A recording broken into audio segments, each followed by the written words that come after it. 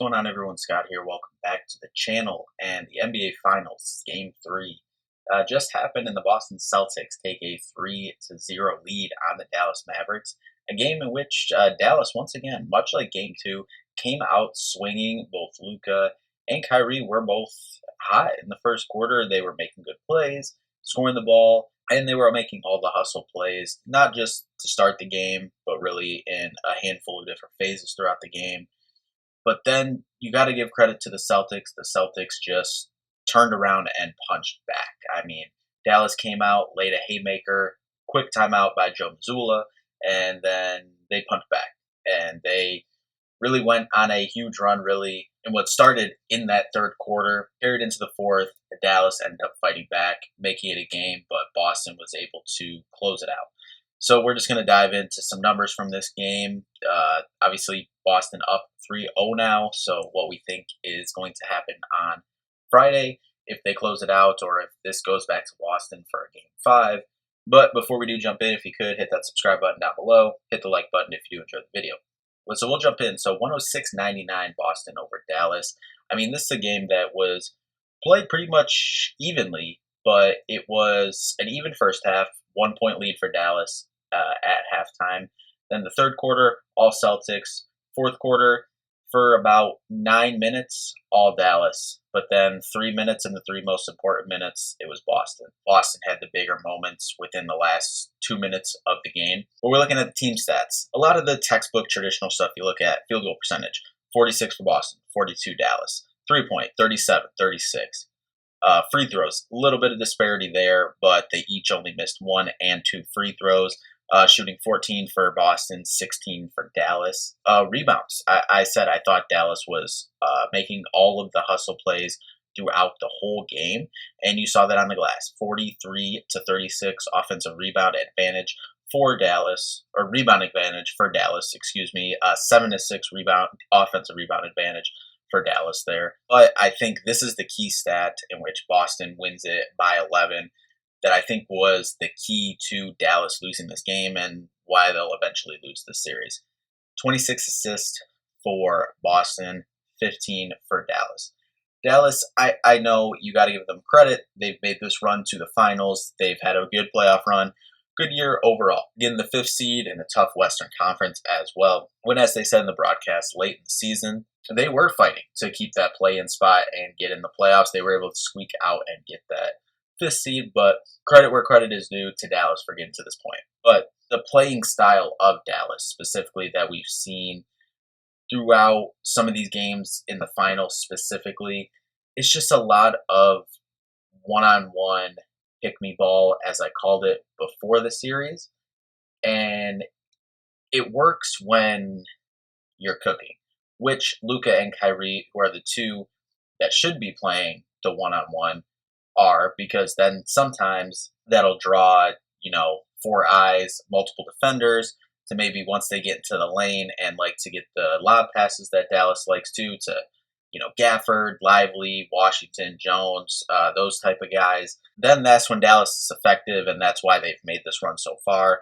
Boston has done a good job of limiting that and just saying, hey, we're playing you straight up, whether it's Brown on Luka, Brown on Kyrie, or Derek White on one of them as well, Drew Holiday or as well. Really, they have a handful of really good defenders, and they just said, hey, beat us one-on-one. And credit to Luka. All 3 games of the series, he's got his 27 tonight. I believe he was game 2. I'm sorry, he had 32, and then game 1 he was at 30. So I mean, he's got his triple-double last game as well. But I don't think it was as efficient tonight. 11 for 27, 1 for 7 from 3 for Luka, and Kyrie had his best game of the series. We knew that he would bounce back. 45 minutes going pretty much the whole way. 35 points, an efficient 4 for 6 from 3, 13 for 28 overall from the field. It's not horrible, but overall a really solid game and a really big-time game from Kyrie when his team needed him.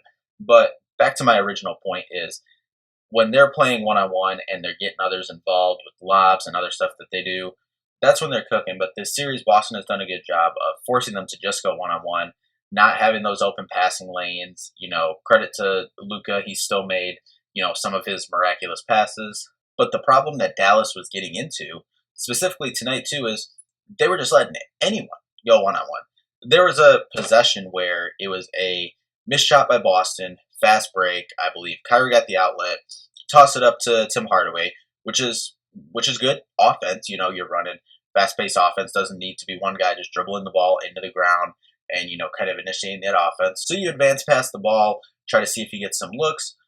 But instead of Tim Hardaway looking, nothing's there. Okay, let's pull it out to toss it to Kyrie, to Luka, to if you have a big up there, or PJ Washington to initiate the offense from there. But no, then Tim Hardaway Jr., who I said previously I thought should be getting more run because I think that's what Dallas was missing, was some three-point shooting from someone else, considering Josh Green and some of the other guys that were getting some run weren't really hitting shots. So I said, put Tim Hardaway out there. He's not seeing any minutes. We saw him get 19 minutes tonight, but we saw him on that play. Instead of doing that, resetting the ball to set up for a play to develop, we saw him just go one-on-one. And then you went like between the legs, cross, go, and just miss a jumper for whatever reason.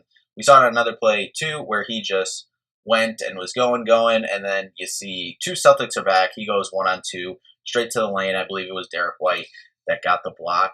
I just don't get a lot of that. I mean, it's just not a high efficient offense or highly sustainable offense if you're just letting everyone go one-on-one and you're just, passing the ball around. Okay, your turn, go. Okay, your turn, go.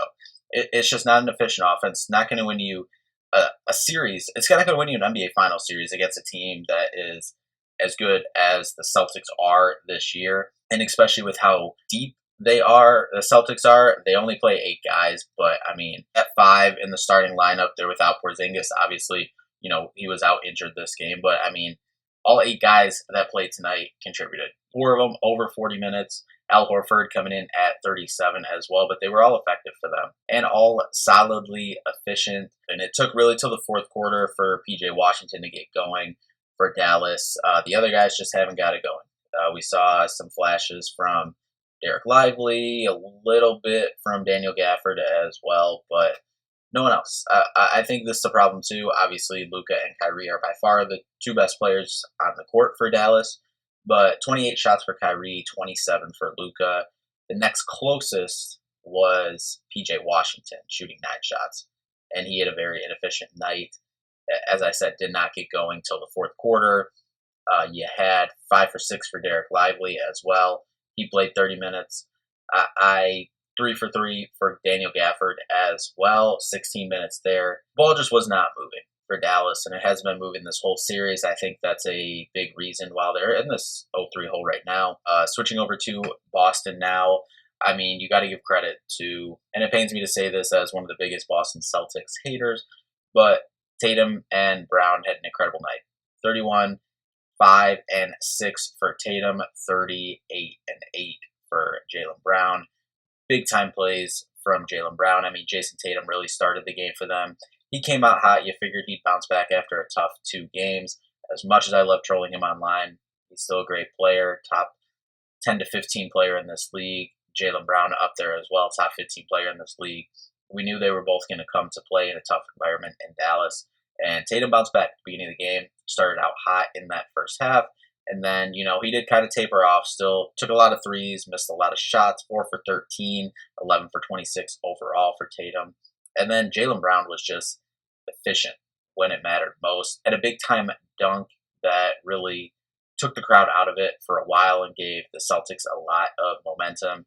And then to close the game, had a big time free throw line jumper with about a minute to go that really put the Celtics ahead pretty much for good. Kyrie had a shot there at the end. It wasn't a great shot. No, it was winding shot clock. But, I mean, shout out to them for stepping up. Derek White, missed a handful of threes to start the game. I believe he started out 1 for 5, finished 4 for 9 from 3. All 4 of his made shots were from 3. Went 42 minutes, had his incredible defense as well. 16 points overall. He was just right spot, right time on a lot of those threes as well. but that's credit to the Boston Celtics system. Drew Holiday, who had an incredible game too. I'd say his defense was obviously still top tier, but I will say I feel like he fouled more tonight. Obviously, he had 4 fouls, but I feel like the defense and every other part of his game wasn't as good tonight as it was in previous games. Was still solid for them. And then I have to shout out 2 guys off the bench in Sam Hauser, coming in 3 for 4 from 3. Started out 3 for 3, missed his last 3 there. Plus 16 overall for 9 points. And then my guy, Michigan State Spartan himself, Xavier Tillman. Pains me that he's on the Boston Celtics, but I am happy for him that he is more than likely the only person in the world or Boston Celtics world that I will be happy for is that Xavier Tillman is 1 game away from getting a NBA championship, but 11 minutes coming in to spell Al Horford, 3 points, plus 9 overall, handful of rebounds, some good defensive plays as well, 2 blocks, was 1 for 1 from the field and hit a big corner 3 in front of the Dallas bench as well. So shout out to those 2 guys. Peyton Pritchard as well came in and played. They only played 8 guys tonight. Dallas did play 11 tonight, so shorter rotation for Boston, especially with Porzingis out, and they were able to get it done. And, really what it comes down to is Boston was the more prepared team tonight, and they were the more experienced team in terms of finals. In this game, having been in that 22 finals, Drew Holiday having been in and won the 2021 finals there with Milwaukee. So, I mean, you really just have to, as much as it pains me to say, you have to shout out the Celtics for showing up and performing not only tonight, but this series overall. And that was something going into the series. Why I picked Dallas to win in 7 was I didn't think that the guys in Tatum and Brown would take that leap this year, and you have to shout them out. As well as bad as Tatum has played offensively for the most part of this series, he stepped up tonight, and he has been doing other stuff, off the ball, both defensively, rebounding, assisting wise. I believe 12 assists in game 2. So you shout out there. And then Jaylen Brown's been their best player. Not saying that as a hot take. I think Tatum is a better player than him, but this playoff run so far has been a better player than Jason Tatum. And right now, probably the lead for Finals MVP, in my opinion. Most other people's opinion as well. That's all I gotta say. If Dallas wants the series to continue, they're gonna have to come out and, play desperate like they did in that 4th quarter. They didn't want to go down 3-0.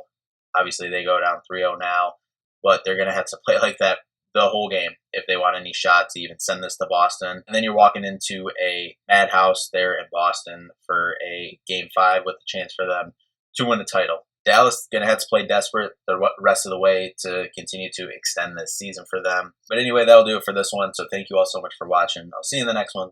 Peace out.